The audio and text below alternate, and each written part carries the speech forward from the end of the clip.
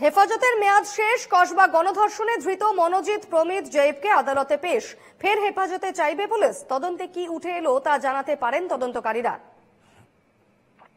কসবা কাণ্ডে অভিযুক্ত মনোজিৎ মিশ্র, প্রমিত এবং জয়েবকে আজ আদালতে পেশ এবং সেক্ষেত্রে এই তিনজনের মেয়াদ শেষ হয়েছে হেফাজতের।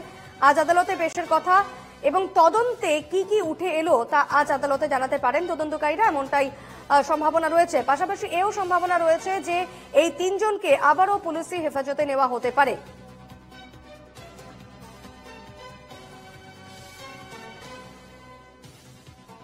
কসবা কাণ্ডে অভিযুক্ত মনোজিৎ মিশ্র, প্রমিত এবং জয়েবকে আজ আদালতে পেশ এবং তাহলে কি এই তিনজনকে আবারও হেফাজতে চাইবে পুলিশ? এই বিষয়টি এই মুহূর্তে গুরুত্বপূর্ণ এবং তদন্তে কি কি উঠে এলো তা জানাতে পারেন, আদালতে জানাতে পারেন তদন্তকারী আধিকারিকরা। আজই হেফাজতের মেয়াদ শেষ হলো মনোজিৎ মিশ্র, জয়েব এবং প্রমিতের এবং সেক্ষেত্রে আজ তাদের আদালতে পেশ করা হচ্ছে এবং আজ আদালতে কি সওয়াল করা হয় তাদের এবং তাদের আবারও পুলিশ হেফাজতে নেয় কিনা সেদিকেই এখন দেখার।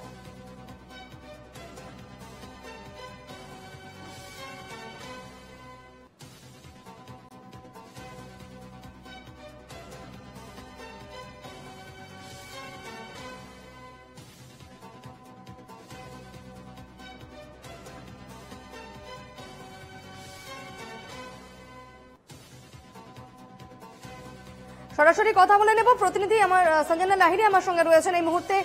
সঞ্জনা, কি জানতে পারছো এই মুহূর্তে, কি তথ্য পাচ্ছ? দেখো, এখনো পর্যন্ত কোর্ট চত্বরের যে চিত্র সেটা হচ্ছে যে এখনো অব্দি আনা হয়নি। তবে কোর্ট চত্বরে দেখা যায় যে বিজেপির লিগাল সেল তারা রীতিমতো পুলিশকে ঘিরে ধরে বিক্ষোভ প্রদর্শন করে। তাদের যেটা দাবি যে কোনোভাবেই যেন মনোজিৎকে, আজকে যে প্রোডাকশন আছে মনোজিৎ এবং বাকি তিনজন অভিযুক্তে, তাদের হয়ে যেন কোনো অ্যাডভোকেট না দাঁড়ায়, তাদের শুনানিতে যেন কোনো অ্যাডভোকেট না আসে।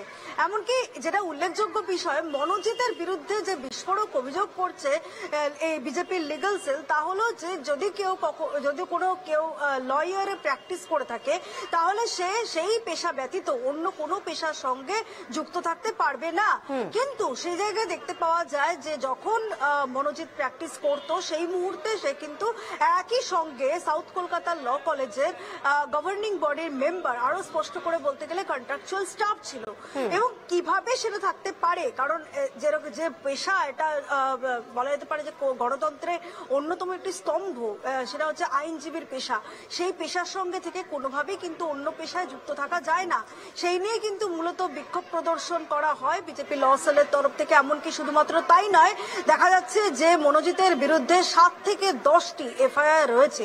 কোন এফআইআর এর পরিপ্রেক্ষিতে কিন্তু মনোজিতের বিরুদ্ধে কোনো রকম কোনো অভিযোগ, পদক্ষেপ নেওয়া হয়নি এই যে অভিযোগের ভিত্তিতে।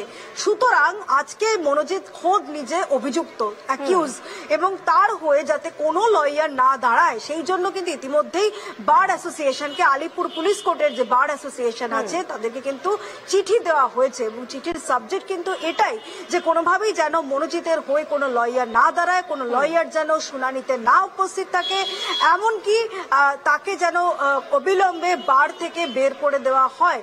সুতরাং সবটা মিলিয়ে দেখা যাচ্ছে যে মনোজিতের বিরুদ্ধে শুধুমাত্র যে সাউথ কলকাতা ল কলেজের স্টুডেন্টরাই যে একের পর এক অভিযোগ, নিরাপত্তা রক্ষীরাই যে অভিযোগ করছে তা কিন্তু নয়। একই সঙ্গে বার অ্যাসোসিয়েশন তারাও কিন্তু ক্ষোভে ফেটে পড়েছে এই ঘটনাকে কেন্দ্র করে, যে এটা নক্কারজনক ঘটনা বলেই কিন্তু তারা অভিহিত করেছে। একেবারে অবশ্যই এই খবরে নজর রেখে এবং আপডেট আমরা জানবো। আপাতত ধন্যবাদ সঞ্জনা। জানিয়ে রাখবো, যেমনটা আমাদের প্রতিনিধি সঞ্জনা জানাচ্ছিলেন, যে শুধু এই যে তাদের মেয়াদ শেষ হচ্ছে বা তাদের আজ আদালতে পেশ হবে তাই নয়, আলিপুর কোর্টের বিজেপির লিগাল সেল ও আলিপুর বার অ্যাসোসিয়েশনকে চিঠি দেওয়া হয়েছে। চিঠি দিল বিজেপির লিগাল সেল। অভিযুক্ত মনোজিতের হয়ে কেউ যেন না দাঁড়ায়, শুনানিতে কেউ যেন না যায়, ল প্র্যাকটিস করার সময় অন্য প্রফেশনে থাকা যায় না। অথচ মনোজিৎ নিজে প্র্যাকটিস করাকালীন কন্ট্রাকচুয়াল স্টাফ হিসেবে ছিল কসবা কলেজে।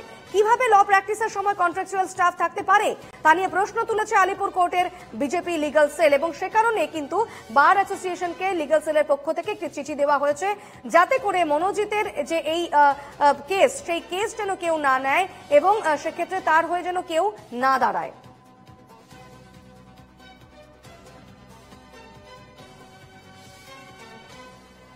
মনোজিতের ভূমিকায় সরব আইনজীবীদের একাংশ এবং বিজেপির যে সেল রয়েছে, বিজেপির ল সেল এবং লিগ্যাল সেল, সেই লিগ্যাল সেল কিন্তু ইতিমধ্যেই বার অ্যাসোসিয়েশনের চিঠি দিয়েছে অভিযুক্ত মনোজিতের হয়ে, যাতে কেউ না দাঁড়ায়, শুনানিতে কেউ যেন না যায়। ল প্র্যাকটিস করার সময় অন্য প্রফেশনে থাকা যায় না।